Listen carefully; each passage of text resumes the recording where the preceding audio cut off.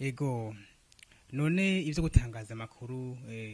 ku bijanye n'ibidukikije mwatanguye ryari? Ivyo gutangaza amakuru ku bijanye n'igisata c'ibidukikije vyamye bikorwa mugabo ntivyakorewe rimwe kw'isi yose. Aha novuga uri kuraraba mu vyanditswe ibijanye n'ibidukikije vyatanguye kuvugwa cyane haba mu nyandiko kuva mu mwaka w'igihumbi kimwe n'amajana 984 ni naho vyatangura kutangura kuvugwa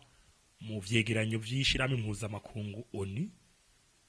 na cyane cyane aho umuhinga Brundtland yaratanguye kwerekanira yuko tudashobora gushika ku iterambere rirama igisata kijanye ibidukikije, igisata kijanye ubutunzi n'ivy'imibano kidashoboye gufatirwako. Nivuga hakaba iterambere turondera ryubahiriza ibidukikije, ryubahiriza ivy'imibano, ryubahiriza n'ivy'ubutunzi, ntihabe urondere vy'ubutunzi ariko arinze konona nogira nti ibidukikije, ntihagire ugomba gushika nogira nti guharanira inyungu za politiki ariko banje guhungabanya ibidukikije, ariko wewe akatwereka ko ivyo bigomba gukorwa ndadashireke kwiterambere rirama abantu babanje kuvyiyumvirako nizihe ngaruka iki nkoze,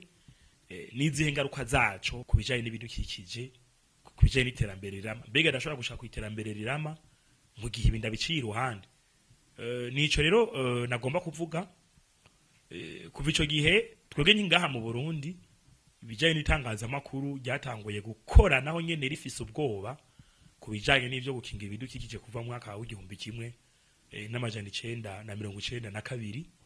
Hanyuma bica birabanza birazima bivanye n'ingorane igihugu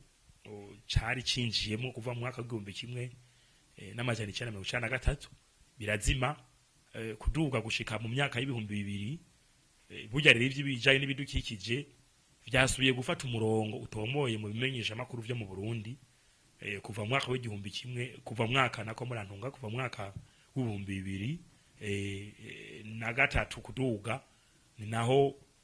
amakuru ajanye n'ibidukikije yasubiye kuvugwa naho nyene abayavuga batinya, bica rero biriyongera ku rugero rwiza kuva mu mwaka w'ibihumbi 2008 kuduga